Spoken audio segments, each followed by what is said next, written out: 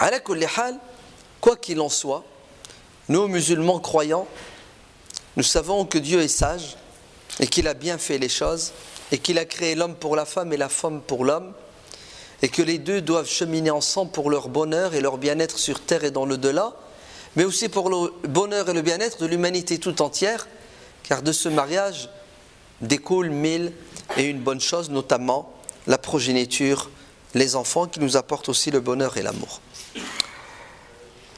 Très bien. Le mariage est naturel, il est nécessaire, voire même il est obligatoire, mais sachez aussi qu'il peut être interdit. Bien sûr, parfois, il est interdit à certaines personnes de se marier pour la simple et unique raison, c'est qu'ils ne peuvent pas assumer les obligations. Ainsi, le mariage est soumis à quoi? Il est soumis aux 5 règles de l'islam. Il est obligatoire. Lorsque, si tu ne te maries pas, alors que tu as les moyens, tu vas désobéir à Dieu, le célibat va t'éloigner de Dieu et t'enfoncer dans le péché, le mariage devient une obligation pour toi. Et c'est un péché grave que de l'interdire alors que Dieu l'a autorisé. C'est même de la mécréance que d'interdire ce que Dieu a autorisé ou autoriser ce que Dieu a interdit. Mais je pense qu'il ne faut pas passer beaucoup de temps pour convaincre les gens de se marier, puisque prenez n'importe quel adolescent qui a atteint l'âge où la sexualité pour lui c'est quelque chose qu'il entend, qu'il comprend, qu'il ressent, il n'aspire qu'à une chose, c'est de trouver sa moitié, c'est-à-dire de vivre cette belle chose qui est l'amour. Donc le mariage est naturel, il est nécessaire. Malheureusement, on a tendance aujourd'hui à repousser le mariage. Alors que le bon sens voudrait qu'on se marie le plus tôt. Pourquoi? Parce que c'est beau. On a ce qu'on appelle l'envie sexuelle. Comme on a envie de boire, on a envie de manger, on a envie de dormir, on a envie de rire. Il y a une envie, Allah nous a créés comme ça, sexuelle.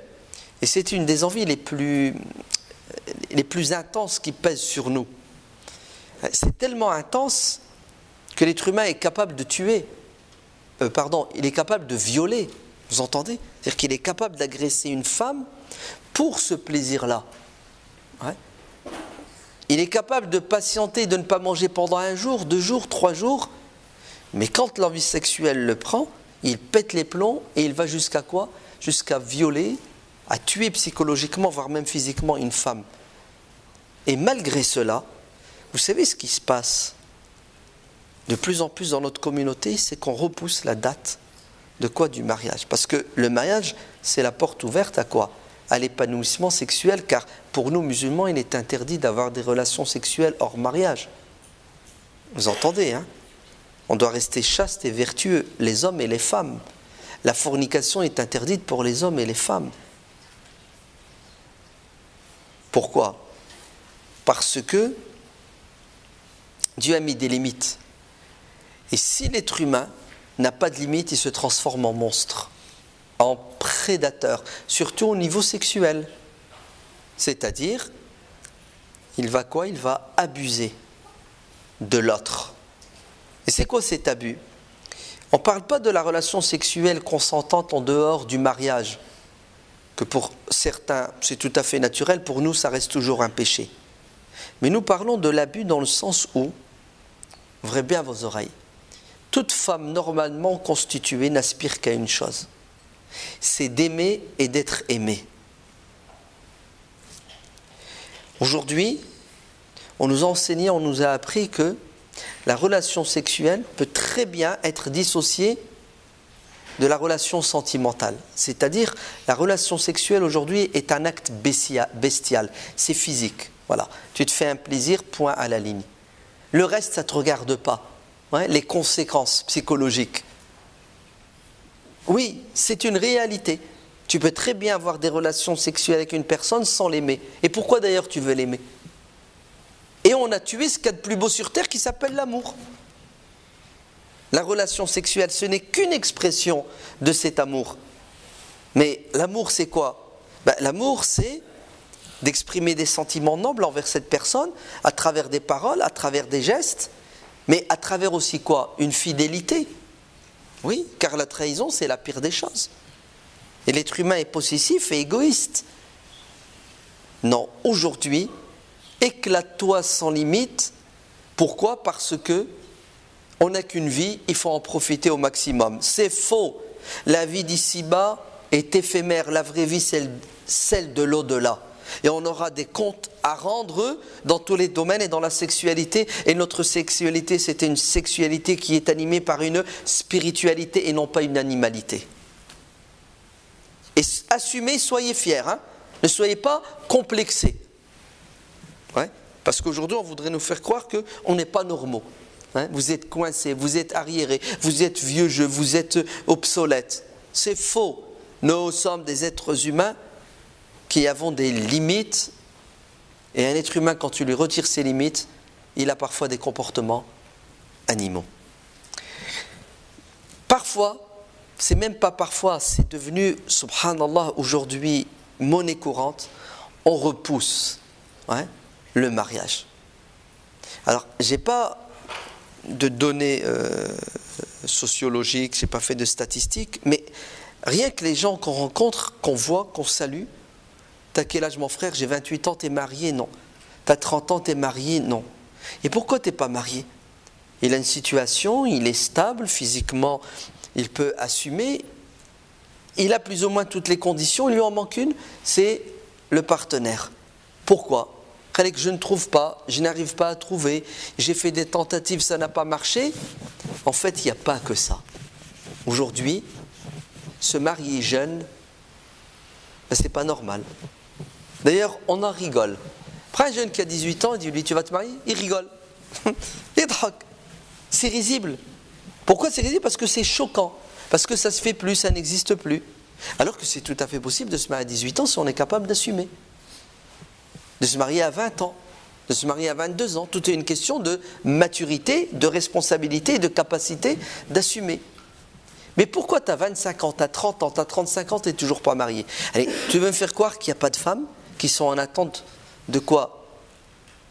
D'un Roméo qui va les aimer? Il n'y en a pas? Il y en a. Mais le problème, vous savez, c'est quoi? C'est que... Je le dis ou je le dis pas? C'est bon? Quel mouchkil? Pas de problème? C'est que nos jeunes ne sentent pas tellement le besoin de se marier tôt, puisque ils forniquent. Ils ont des relations sexuelles. Hein? La pression, elle n'est pas si forte que ça. Il drague, il se fait draguer, il sort et il consomme.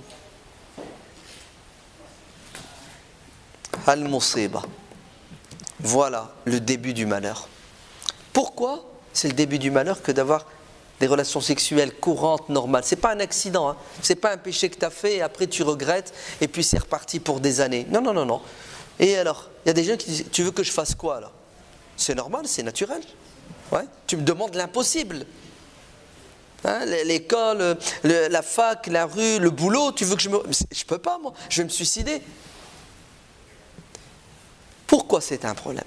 Vous allez voir qu'une fois que vous allez vous marier, vous allez rencontrer des problèmes dans votre vie de couple, surtout dans la relation sexuelle. Parce que marié, j'espère que vous êtes dans l'optique d'être fidèle, car forniquer avant le mariage, c'est un péché, forniquer après le mariage, c'est un double péché. D'ailleurs, ça s'appelle l'adultère. Vous êtes d'accord? Vous savez ce qui se passe? Comme tu avais l'habitude de changer de partenaire, hein, tous les week-ends, une fois par mois, ça dépend de la fréquence, une fois marié, oui, t'en as marre. Ouais. T'as envie de changer, t'as envie de passer à autre chose, parce que t'as les habitudes, et elles te suivent, elles te pourchassent. Surtout que lorsque tu te maries, et que tu es musulman et qu'elle est musulmane et que vous êtes soucieux d'obéir à Dieu dans votre relation de couple, vous savez que nous avons à nouveau des limites dans les relations sexuelles dans le couple. On ne fait pas ce qu'on veut, quand on veut, comme on veut. Il y a des choses autorisées, il y a des choses qui sont interdites. Avant l'interdit, bon, tu passais au-dessus. Attends, tu forniques, tu vas jusqu'au bout, ok? C'est-à-dire, il n'y a plus de limite dans quoi? Dans les rapports, dans... Comment ça s'appelle? Les... Oui. Non, comment ça s'appelle? C'est pas les délires, les fantasmes, shokran. Hein? Les fantasmes sexuels. Hein? Parce que notre éducation sexuelle, c'est quoi? C'est Hollywood. Hein? Vous êtes d'accord? Donc, une fois marié, hop, tu as une frustration, puisque tu ne peux plus faire tout ce que tu faisais quand tu étais dans le haram. Maintenant, il faut te caser. Et boum, qu'est-ce qui se passe? Le conflit commence. Est-ce que c'est qu'il y a des musulmanes qui craignent Allah, qui sont contraintes de divorcer parce que leur mari leur demande des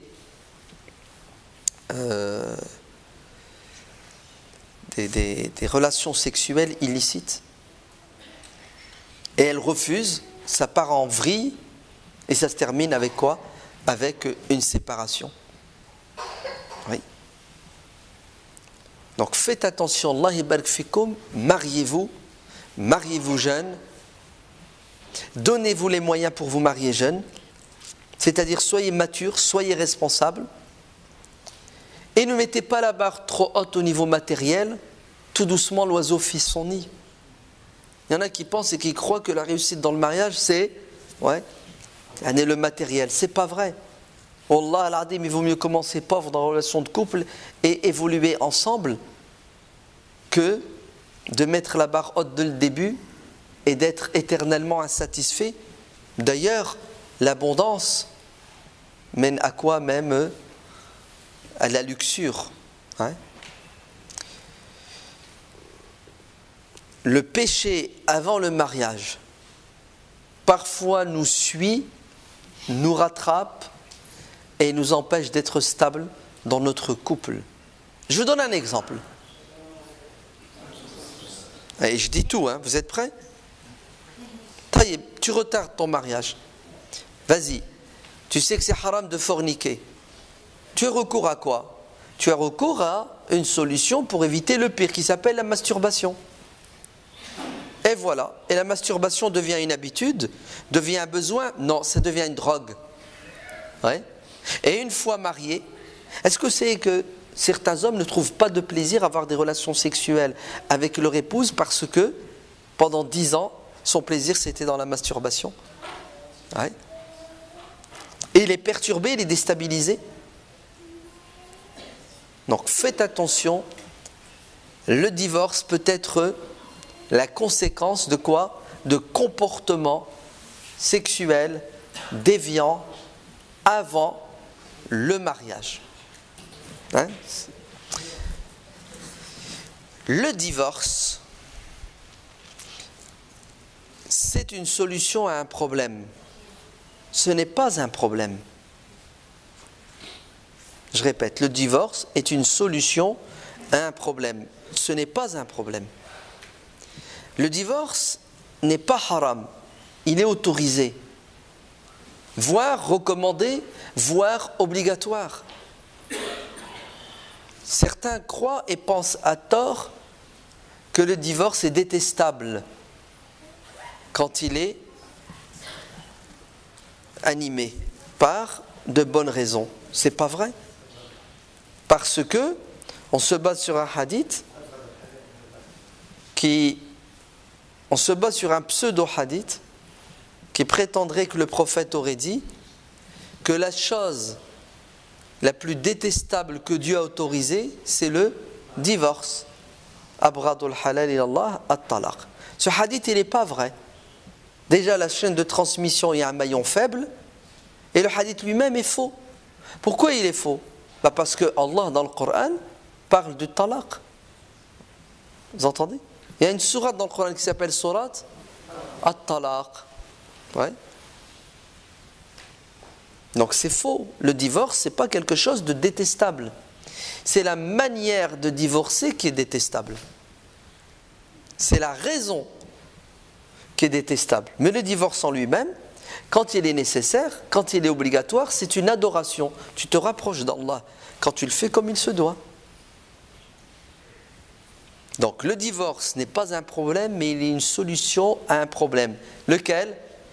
C'est que lorsque dans la vie de couple, il n'y a plus quoi? Il n'y a plus les ingrédients nécessaires pour vivre dans la paix, dans le respect, dans l'amour, dans la clémence et la miséricorde. Lorsque la vie de couple devient infernale, Allah ne nous demande pas de nous auto-flageller, c'est-à-dire de souffrir gratuitement pour rien du tout, puisque Allah nous a donné une solution qui s'appelle At-Talaq. Tu souffres, tu fais souffrir, tu n'as pas le droit d'ailleurs de faire souffrir, tu souffres, sépare-toi, pas comme tu veux, comme Allah veut, car Dieu qui nous a dit de nous marier, il nous a donné les limites, il nous a dit comment nous marier, c'est lui-même qui nous a autorisé à divorcer et il nous a mis aussi les limites. Le seul problème, c'est que la plupart, ou beaucoup de gens, lorsqu'ils divorcent, ils oublient Dieu, ils oublient le prophète et ils laissent parler les pulsions et surtout la haine. Ouais. Parce qu'ils pensent et ils croient que le divorce est une fin en soi, c'est la fin du monde. Alors qu'en vérité, le divorce, c'est une page que tu tournes pour entrer dans un nouveau monde que tu vas créer. Logique ou pas logique? C'est logique et c'est véridique. C'est la gestion du divorce qui fait que on a peur de ce terme talaq. Alors que Surat al-Baqarah nous parle du talaq, Surat at-talaq, le divorce, nous parle du talaq, sans le condamner. Par contre, Surat al-Mujadala nous parle du talaq qui est un talaq jahili, c'est-à-dire un talaq injuste, lorsque l'homme abuse de son autorité ou de pouvoir que Dieu ne lui a pas donné et il commet une injustice envers qui? Envers son épouse. Et Dieu révèle cette sourate, le Mujadala, c'est-à-dire cette femme qui se plaint d'un divorce qui n'a pas lieu d'être et qui est mal fait de son mari, Aws ibn Samit. Et le prophète a écouté la plainte de Khawla bint al-Sa'laba. Et il n'avait pas de réponse. Et Dieu est intervenu avec cette sourate pour remettre certains hommes à leur place en leur disant: vous n'avez pas le droit d'abuser. Cette femme, c'est un être humain, elle a une dignité, il faut la respecter, il faut la quoi? Il faut l'aimer, il faut la préserver et la protéger. Très bien. Pourquoi est-ce qu'il y a de plus en plus de divorces? Pour plusieurs raisons. La première des raisons, c'est que avec le temps, parfois il y a une lassitude dans le couple.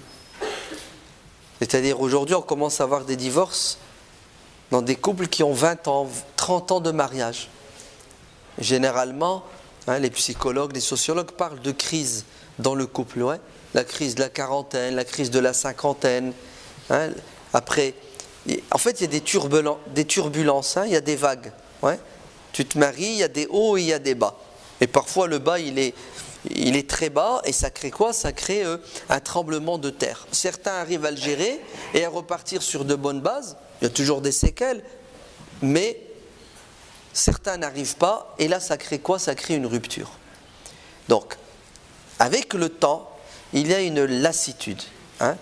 Vous êtes fatigué, vous en avez marre, vous prenez de l'âge, tu deviens nerveux, aigri, tu n'as plus de patience, la flamme de l'amour diminue un peu, donc tu passes ton temps à quoi? Tu passes ton temps à voir ce qui ne va pas chez l'autre, alors qu'avant, l'amour t'aveuglait positivement et tu tournais la page, etc. Bref, le temps n'est pas toujours en notre faveur quand on ne le gère pas comme il se doit. Quand on n'évolue pas dans le couple, quand on pense que l'être humain ne change pas avec le temps, on se plante et on se trompe. Tous les êtres humains subissent des pressions extérieures, même intérieures, c'est hormonal, vous savez, parfois. Donc on doit tenir compte de ces évolutions, de ces changements naturels et les gérer. C'est pour ça, un homme averti en vaut deux. Un mari averti en vaut deux. Une épouse avertie en vaut deux. Hein, il nous faut parfois des formations et des séminaires, ouais, après 10 ans de mariage, 20 ans de mariage, 30 ans de mariage, pour savoir comment, même pas, nous préparer, anticiper les problèmes. Donc la lassitude y est pour quelque chose, hein, la fatigue, ouais, le manque de patience. Ouais. Deuxième raison, c'est quoi? C'est la sexualité dans le couple. D'après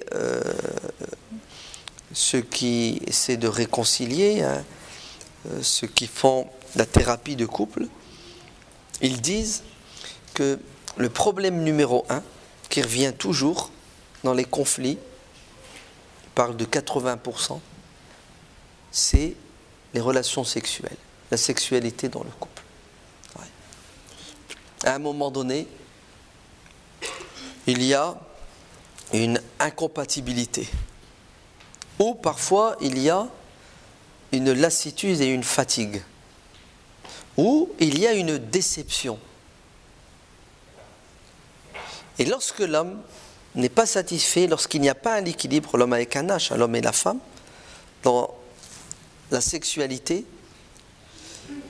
ça crée une frustration.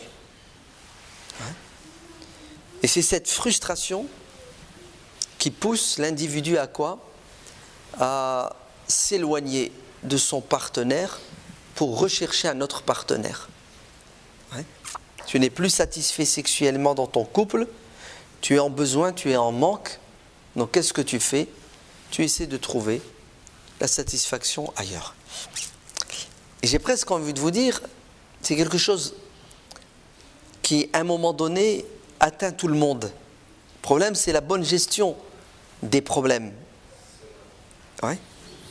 Surtout, ouais, que l'être humain est faible.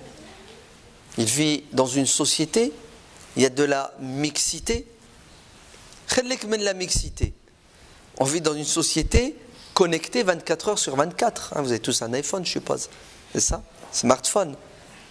Et dans ces moyens de communication, on est sans arrêt, c'est ça? Interpellé. Carrément, c'est plus de l'agression visuelle, auditive. Non, c'est carrément, tu es interpellé, il y a des échanges, il y a des discussions, il y a de la drague, on va l'appeler comme ça. Ouais. Et l'être humain a tendance à se lasser avec le temps et il veut le changement. Ouais. Ta voiture, elle fonctionne toujours, hein, mais il y a une nouvelle qui vient de sortir. Ouais. Il y a quelques options qu'il n'y a pas dans la tienne. Ouais. Et c'est comme ça, avec le temps, celui qui ne baisse pas son regard, celui qui ne ferme pas ses oreilles, il trouve que l'herbe est toujours plus verte ailleurs. Et qu'est-ce qu'il veut? Il veut aller paître dans les zones interdites. Ouais. Et il pense que c'est mieux là-bas, alors que c'est un leurre. Et si ça l'est, ça sera aussi éphémère, c'est juste une question de temps. Ouais. Ce que tu as perdu ici, que tu veux retrouver là-bas, une fois que tu vas le trouver, tu vas le perdre. Donc qu'est-ce que tu vas faire? Tu vas faire comme malheureusement c'est le cas dans notre société. En 1974, une étude a été faite sur la sexualité des Français. Il est dit qu'un Français a connu dans sa vie 3 femmes. En dehors du mariage, pendant le mariage, peu importe. 20 ans plus tard, on est passé à 9 femmes. 20 ans plus tard, on est passé à 13. On attend la prochaine. Je crois qu'on sera à 48. Ouais. Et c'est réel. Hein. Et si on ne l'est pas réellement physiquement, on l'est au niveau virtuel. Ouais. La gestion de la sexualité dans le couple, c'est quelque chose d'important. 1. Vous savez ce que vous devez faire? Baissez votre regard. Ne regardez pas ce qui est haram. Ça aura un impact sur vous, tôt ou tard. Ouais. Ne parlez pas, n'échangez pas avec quelqu'un du sexe différent si ce n'est pas nécessaire et dans les règles que Dieu nous impose. Vous les connaissez, les règles. Ne jamais se retrouver seul, surveiller son cœur, c'est-à-dire ses sentiments, ouais. Ne pas parler de ce qui n'est pas nécessaire, voire de ce qui est de l'intimité, voire de ce qui est haram, dans le respect et garder toujours ses distances. Sinon, ce sont les pas du diable. Petit à petit, vous allez glisser. Et après, vous allez trahir la promesse que vous avez faite à votre épouse ou à votre mari. Ça s'appelle l'infidélité. Vous allez me dire, oh, c'est pas évident, hein, aujourd'hui, avec la mixité dans le cadre du travail. Oui, j'entends que c'est pas évident. Voilà, qu'il vous avez été averti et le rappel vous est fait souvent. Dès que vous sentez votre cœur vibrer, sauvez-vous. Sinon, vous allez perdre le cœur de qui? De votre épouse, de la mère de vos enfants. Car rien de pire dans un couple si ce n'est la trahison. Vous êtes d'accord? C'est insupportable. C'est mortel. Deuxièmement, rangez vos portables. Allah barik fikum. On passe trop de temps sur le net. Et ils sont forts. Les flashs. Et tu passes d'une vidéo à une autre. Bon, j'espère que vous ne regardez plus la télé. Ça va, ça, c'est depuis longtemps. Hein. La télé-réalité est là. Ça va, vous ne regardez pas quand même. Vous ne regardez pas la pub. Non, la pub, vous ne regardez pas. Hein. Attention. Hein. J'espère que vous ne regardez pas les infos. Le 20h. Ouais. Il reste quoi? Les matchs de foot? Ouais. Vous avez eu le basket américain? Oui. Éteignez vos télés. Allah barik fikoum, éteignez-les. C'est trop l'agression. Ouais. Éteignez. Ça va quoi? Ça vous a apporté un réconfort et une paix intérieure. Ne chatouillez pas le diable. Qul lil mu'minina yaghuddu min.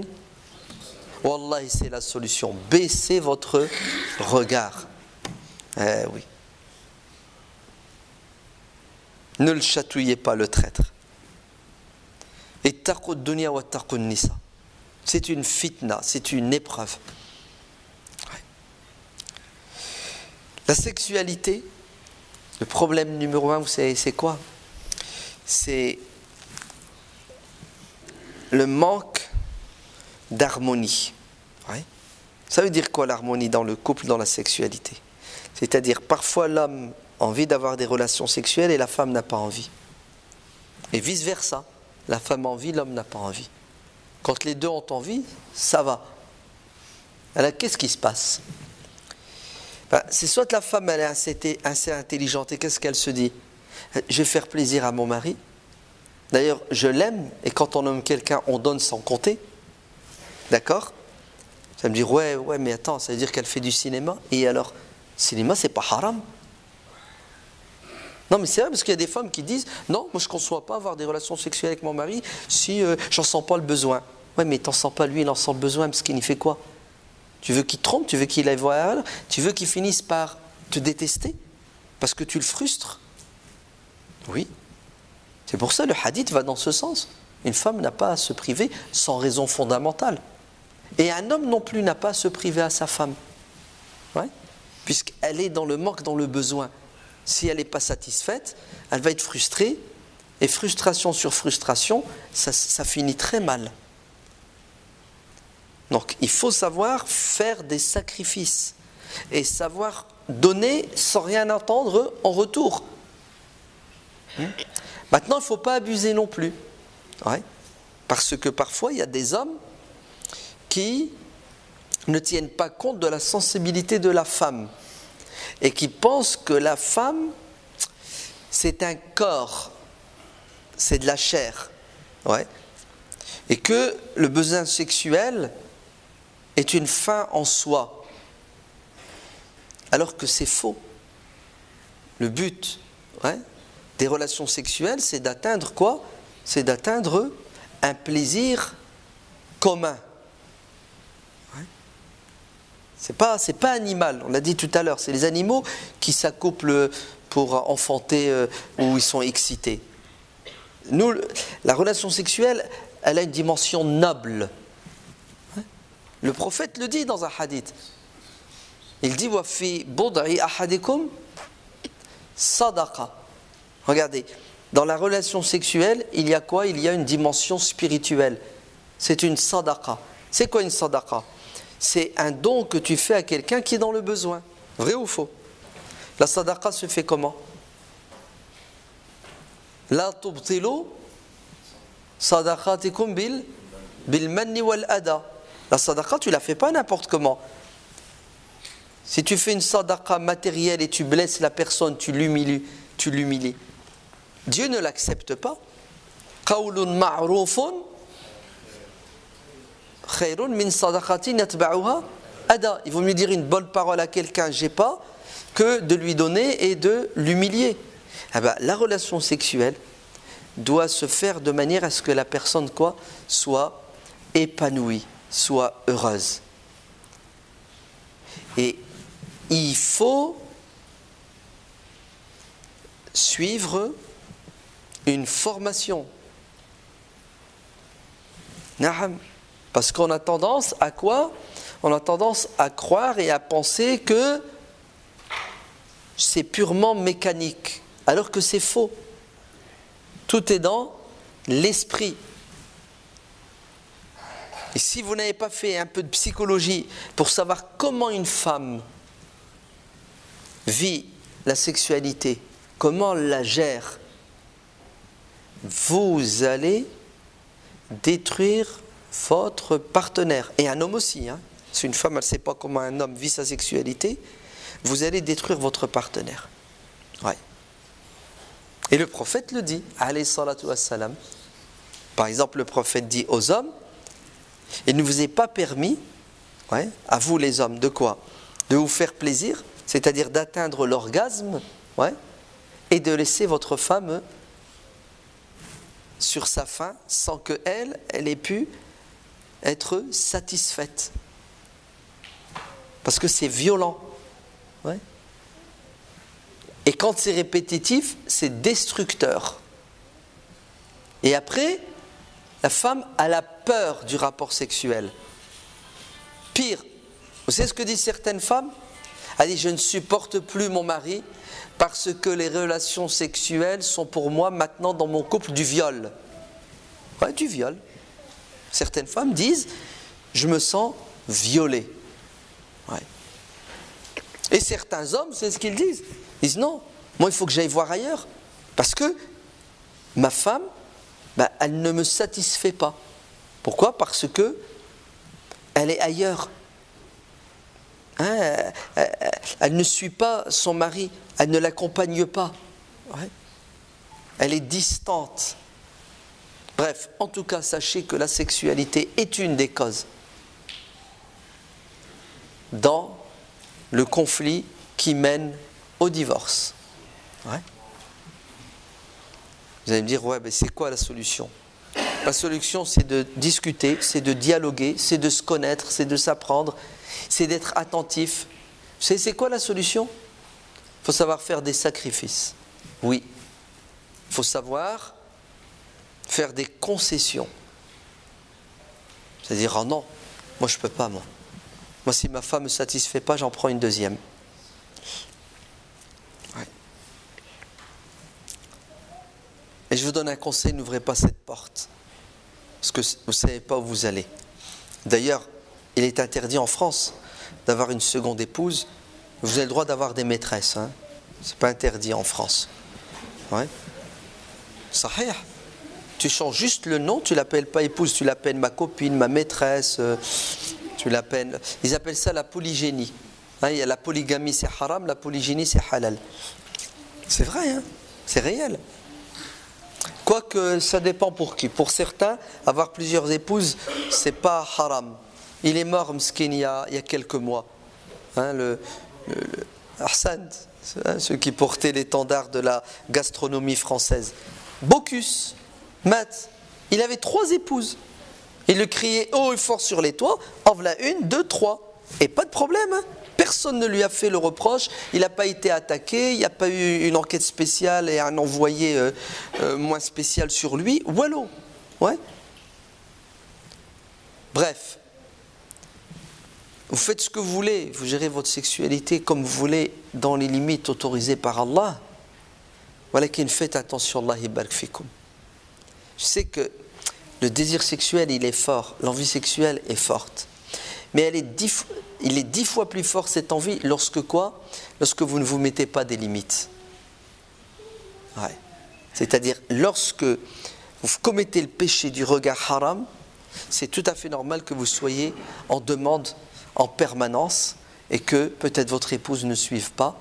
Et là, vous allez chercher à avoir recours à quoi? Au plan B.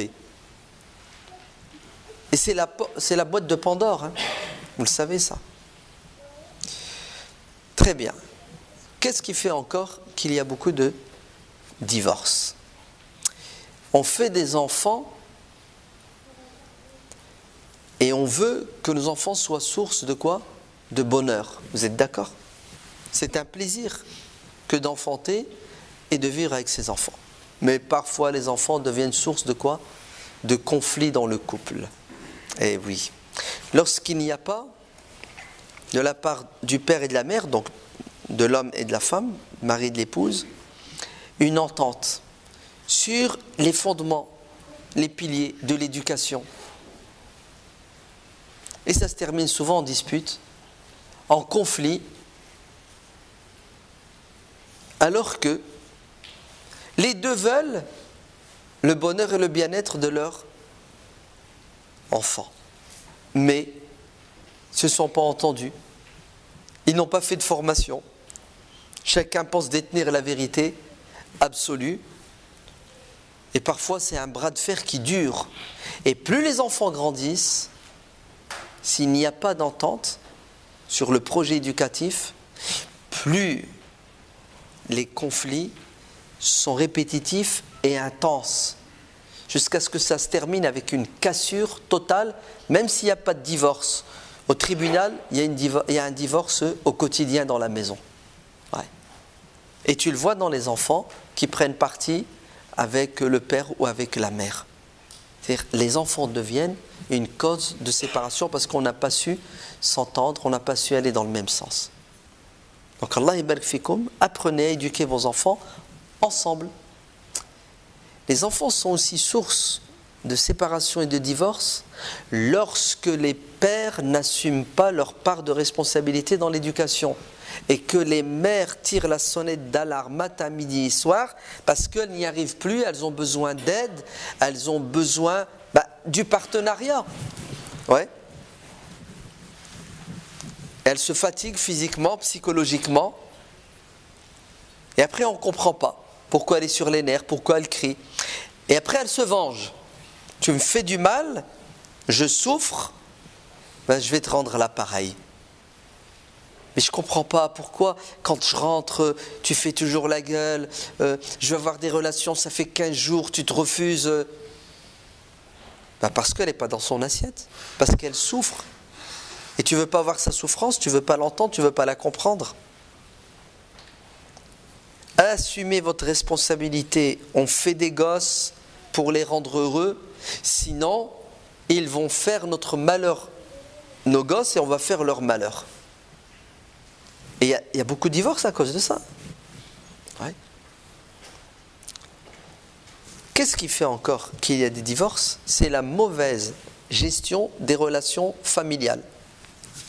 Ouais. Lorsqu'il y a une emprise extérieure de la famille, ça peut être du père, de la mère, de beaux-parents, frères et sœurs parfois, même parfois, les frères et les sœurs ont une emprise sur l'un ou l'autre, l'homme ou la femme, et ça crée quoi? Ça crée des conflits. Donc combien d'hommes se plaignent de leur épouse qui écoute leur belle-mère, même pas qui écoute leur sœur. Et tu le vois chez les hommes quand ils viennent se plaindre. Wallah, ma femme elle est bien, mais c'est sa sœur. Sa sœur, elle lui a monté la tête. Wallah, elle est super ma femme, mais sa mère, c'est une diablesse. Ouais. Mon mari, il est bien, mais son père, il croit que c'est toujours un enfant et lui, il veut lui faire du bien. Bon, je vais faire vite. Vous êtes prêts? La priorité, c'est votre petite famille. Hein. C'est évident. Tu t'imagines, mon père, il intervient dans mon couple et il crée la zizanie entre ma femme et moi. Il faut lui mettre des limites. Ma mère, je lui mets des limites. A fortiori, ma belle-mère et mon beau-père. Bref, le monde entier ne doit pas venir semer la dispute et la zizanie dans mon couple. Ouais. Quelqu'un est venu voir l'imam Ahmed ibn Hanbal, il lui a dit, mon père me demande de divorcer de ma femme parce qu'il la considère comme étant une personne qui n'est pas à la hauteur. L'imam Ahmed, tu sais ce qu'il lui a dit? Il lui a dit, n'écoute pas, n'oublie pas ton père, garde ta femme. Et qu'elle te plaît, elle est bien. C'est ce qu'il lui dit. Il lui dit, mais Omar ibn al-Khattab, il a dit à son fils Abdullah de divorcer de sa femme. Et le prophète lui a dit, écoute ton père. Il lui a dit, ouais, mais attends, ton père, c'est pas Omar ibn al-Khattab. D'accord? Ne laissez pas les autres intervenir dans quoi? Dans votre couple de manière néfaste. Quitte à ce que, et là je vais être un extrémiste, je vais même choquer, vous avez le droit de ne pas être d'accord, quitte à prendre ses distances, bien sûr, prends tes distances. Ouais. Ceux qui font une intrusion dans ta vie de couple et qui t'empoisonnent la vie sont dangereux pour ton devenir. Et ça ne s'arrêtera pas là. Hein. Tu divorces, tu te remaries, ça va continuer. Parce qu'il y a des parents qui n'arrivent pas à laisser leurs enfants, ils n'arrivent pas à couper le cordon. Ouais. Sachez prendre vos distances. Et si c'est nécessaire, parce que ça devient critique, sachez rompre. Pourquoi? Pour créer un tremblement de terre afin qu'ils prennent conscience. Quitte à ce que vous déménagiez, quitte à ce que vous éloigniez. Ma'alish. Tu t'imagines, tu perds tes enfants. Allez, tu divorces, tu perds déjà ta compagne, ton mari, après tu perds tes enfants. Allez, tes frères et sœurs, ils vont venir s'occuper de tes enfants. Même pas, tes parents, ils vont venir s'occuper de tes enfants quand ils seront des adolescents. Quand ils deviendront des délinquants? Non. Ils sont chez eux, ils regardent la télé, et toi, tu es chez toi tout seul ou toute seule à pleurer. Parce que tu n'as pas su faire la part des choses. Sachez mettre des limites. Allez, je vais vous le dire autrement. Après ma petite famille, le déluge. Ouais. Qu anfusakum wa ahlikum naran. Préservez vos propres personnes, vos femmes et vos enfants de l'enfer. N'ouvre pas la porte aux flammes. Ouais. Et parfois ce sont les proches qui allument le feu de la discorde dans la famille, dans le couple. Alors là, je ne vous parle pas des étrangers, ouais, des copains et des copines, des amis, eux, des amis sans eux. Mais là, c'est évident. Je ne comprends pas certaines femmes, leur mari leur demande, les supplie, s'il te plaît. Tu vois, Adli, là, ce que tu appelles ta copine, je ne la supporte pas, je la déteste. Allez, à tort ou à raison, je ne veux plus la voir chez moi. Et pourquoi tu te disputes avec ton mari pour une étrangère? Sacrifie-la et ne sacrifie pas ton mari. Vous avez compris? Il faut avoir le sens des priorités, Allah yahdikum. Il faut avoir le sens des priorités. Qu'est-ce qui fait encore qu'il y a de plus en plus de divorces? C'est l'irresponsabilité. Aujourd'hui, on a des hommes mariés qui ne veulent pas devenir des adultes responsables, qui restent éternellement jeunes et qui ne veulent pas assumer leurs devoirs et qui sont que dans la posture donne le droit. En fait, il ne s'est pas marié avec une femme pour être un époux, mais il s'est marié avec une femme pour qu'elle soit sa mère. Ouais. Qui doit quoi? Qui doit l'entretenir et le gâter comme il était gâté chez maman. C'est faux, ta femme c'est pas ta mère, d'accord? Et si tu veux ta mère, ne te marie pas, reste chez elle. Ouais. Une femme, il y a des devoirs vis-à-vis d'elle, elle a des droits sur toi. Et tu commets un péché lorsque tu n'assumes pas ta responsabilité, tu désobéis à Dieu comme tu lui désobéis quand tu ne fais pas la prière à l'heure. Ne pas assumer sa responsabilité, c'est ma'siya, dhanb, un péché. Donc Allah yabarak fikoum, soyez des hommes, c'est-à-dire des gens responsables. Il n'y a pas de démission, il n'y a pas de congé payé. Oui. Il n'y a pas de toi tu t'occupes de l'intérieur, moi l'extérieur. L'intérieur et l'extérieur sont sous ta responsabilité. Oui, tu as 2 patrons, 2 emplois. Ouais. Tu as un patron à l'extérieur qui te rémunère et tu as un patron à l'intérieur qui te fait des remarques et des critiques, qui te dit attention, tu es trop souvent absent, tu t'occupes pas des enfants, attention, tu es dur, il n'y a pas d'amour. Ouais.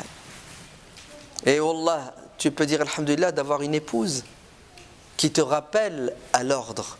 Parce que si tu ne veux pas l'écouter, le jour de la résurrection, quand tu vas la voir, elle et tes enfants, tu vas la fuir parce que tu sais que tu es responsable de leur égarement. Yawma yafirru al-mar'u min akhihi wa ummihi wa abihi wa sahibatihi. La voilà. Tu vois là ta compagne que tu considères comme une prise de tête. Ouais, j'en ai marre, tu me critiques sans arrêt. Mais c'est pour ton bien. Je suis attaché à toi, je ne veux pas te perdre. Et je ne veux pas qu'on perde nos enfants. Ouais, mais je suis fatigué. Et moi alors, je ne suis pas fatigué. Mais les enfants, ils n'en ont rien à cirer, tu es fatigué ou tu n'es pas fatigué. Les enfants, ils réclament et on a intérêt de leur donner ce qu'il faut en temps et en heure. Sinon après, ça sera trop tard, on voudra revenir en arrière, on ne pourra pas. Assumez votre responsabilité, les hommes.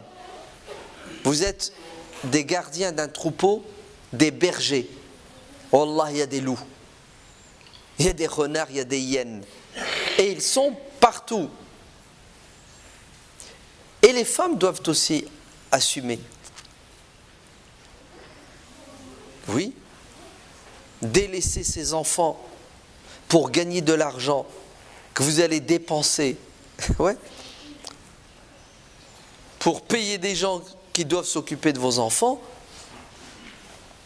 c'est un non-sens. Allah aide comme que Dieu vous ouvre les yeux. Vos enfants, c'est la priorité des priorités. Et c'est pas évident de gérer les deux. Hein. Et généralement, vous savez ce qu'on fait? On se donne physiquement et on s'occupe du physique de nos enfants. Et moralement et psychologiquement et intellectuellement, on est au plus bas. Et on voit le résultat. Pas à 20 ans, à 8 ans, à 12 ans. Nos enfants deviennent déjà des victimes de notre insouciance, de notre inconscience. Et là, ça explose, ça part dans tous les sens. Qu'est-ce qui fait encore qu'il y a de plus en plus de divorces? Vous savez, c'est quoi? Le matériel. Ouais. On ne sait plus se contenter de ce qui est nécessaire et obligatoire. Aujourd'hui, on est passé au stade où le futile, ce qui n'est pas nécessaire, voire même ce qui est nocif, devient chez nous impératif. Ouais. Impératif. Et je ne vous dis pas les disputes et les bagarres. Ouais. Des dépenses qui n'ont pas lieu d'être. Et parfois les hommes pètent les plombs. Ils disent je cours comme un malade. Et elle court dans l'autre sens. Pour donner l'argent qu'on gagne avec sueur à qui? À des gens qui se moquent de nous. On est à l'iPhone combien? 11, 12, 13, 23, 10. Allège, pourquoi? Parce que les autres l'ont. Parce que tu penses que tu seras plus heureuse parce que tu as le 10. Tu vas voir. Allah al-Adib, c'est cet iPhone va t'éloigner de ton mari. Exactement. C'est réel, hein? Le matériel endurcit les cœurs. Parce qu'on pense et on croit que le bonheur est dans le matériel et on délaisse... Ouais, on délaisse ce qu'il y a de plus beau chez l'homme, chez la femme. Le matériel est nécessaire. Je n'ai pas dit qu'il fallait être des ascètes au sens se priver de tout ce qui est beau et ce qui est bon sur terre. Hacha. Mais wallah al-adim, baissez votre regard. Wala tamuddanna aynayka. C'est puissant, hein? Vous savez, ce verset dans la sourate Taha est une solution en partie au divorce. Allah nous dit, ne regardez pas la pub. C'est ça, hein? Il a mamatta'na bihi. Ne regardez pas la pub. Que ce soit sur vos portables ou dans vos boîtes à lettres. Ne léchez pas les vitrines. Parce que vous allez être attiré par les belles choses. Ce qu'on appelle... Hein, la surconsommation. On va être attiré. Et qu'est-ce qu'on va faire? Ah ben on va mettre les œufs dans un panier. C'est-à-dire on croit et on pense que si on n'a pas, on est malheureux. Et une fois qu'on a, on est vite satisfait et c'est éphémère, on devient insatisfait. Et c'est une spirale infernale. Qu'est-ce qui fait encore? Et c'est le dernier point, qui a beaucoup de divorces aujourd'hui. C'est les réseaux sociaux. C'est la mauvaise gestion de cette technologie qui, utilisée, peut être la plus belle des choses. Mal gérée, elle est envahissante, elle est étouffante. Oh non, non, non, non, non. C'est une drogue. Vous entendez? C'est une addiction. Je plains les femmes qui ont des maris alcooliques. Vrai ou faux?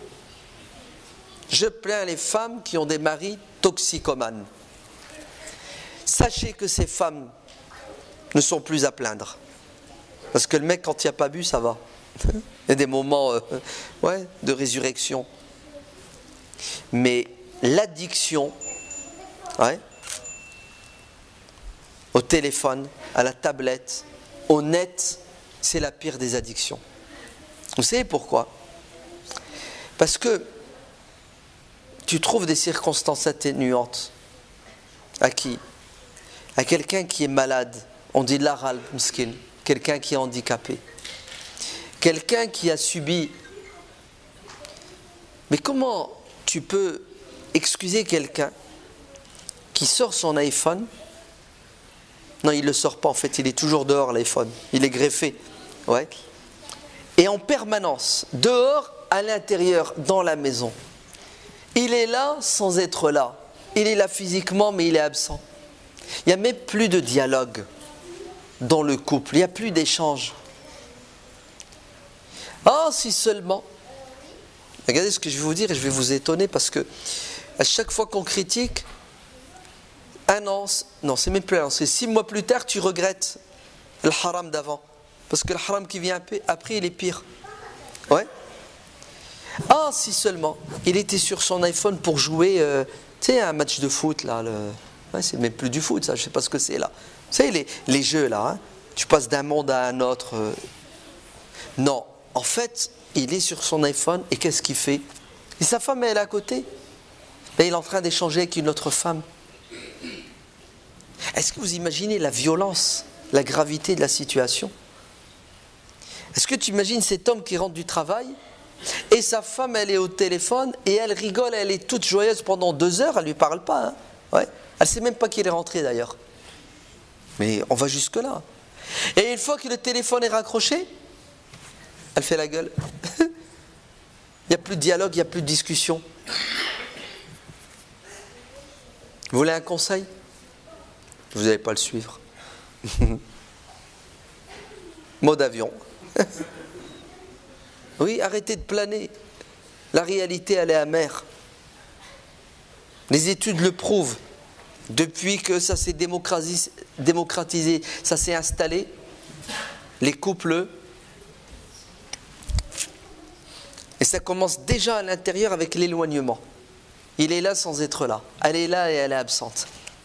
Là, je me souviendrai toujours de cette femme qui m'a appelé. Ça remonte à plus de 10 ans, même 15 ans. Juste à la sortie, hein, après l'an 2000. Wallah, elle est de chez nous, de Lille. Elle m'a raconté ce qu'elle vit avec son mari. Elle me dit, mon mari, jusque récemment, j'étais la femme la plus heureuse. Le meilleur des maris. La théorie, il mettait tout en pratique. Jusqu'au jour où le téléphone, le portable est entré dans notre couple. Il a commencé à quoi? Il a commencé à s'éloigner de moi. Il a commencé à s'éloigner de Dieu, ses prières. Et vous savez comment ça s'est terminé? Ben, il a trompé sa femme, il est parti avec une autre. Elle s'est retrouvée seule avec 4 gosses. Et qu'est-ce qu'elle découvre? Elle découvre qu'il la trompe avec une prostituée. C'est fort quand même qu'un musulman pieux, hyper consciencieux, il finisse comme ça. Non. Wallah al-Adim, c'est le sihr, c'est la sorcellerie du 21e siècle, c'est la magie, c'est la possession. C'est là où les imams doivent intervenir pour faire des ruqya. C'est sur ça qu'il faut faire la ruqya. Pas sur les pseudo-possessions de djinns ou de sihr que tu aurais avalé et mangé. C'est pas vrai. Le sihr, il est là. C'est trop fort, c'est trop puissant. Et ça, c'est une source de divorce aujourd'hui qui est en train de quoi? De se généraliser. Ouais. Qu'Allah nous donne la force de résister. Parce que la pression, elle est terrible. Qu'Allah nous donne l'intelligence pour comprendre les ruses.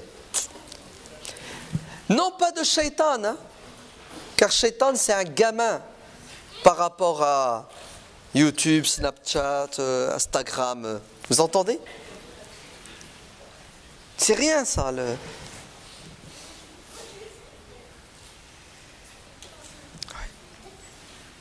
Qu'Allah nous aide à être les meilleurs des époux.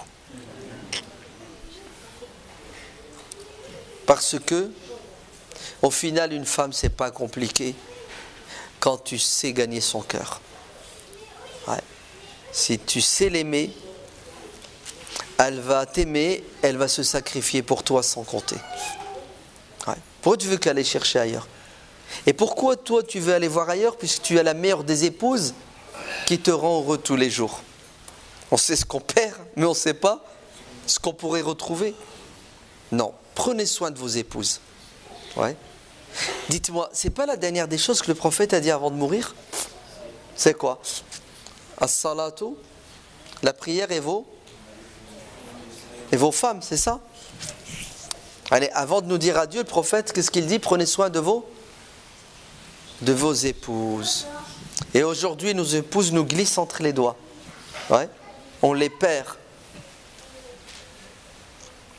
Moi, il n'est jamais trop tard pour se rattraper. D'accord? Pour essayer de se corriger, pour essayer de se repentir. Parce que les péchés, c'est pas qu'ils nous éloignent de Dieu. Parce que c'est facile, Dieu. Car il est pardonneur. Et quand tu reviens vers lui, en marchant, il va vers toi en courant. Mais les péchés nous éloignent des êtres humains. Et quand les humains s'éloignent de nous, qu'est-ce qu'ils font à votre avis? Ils courent et ils ont du mal à revenir. Faites attention aux péchés car les péchés endurcissent les cœurs. Et si les cœurs sont durs comme de la pierre, c'est plus possible de vivre en couple puisque nos cœurs sont scellés, sont insensibles. Wallahu a'lam, walhamdulillahi rabbil alamin.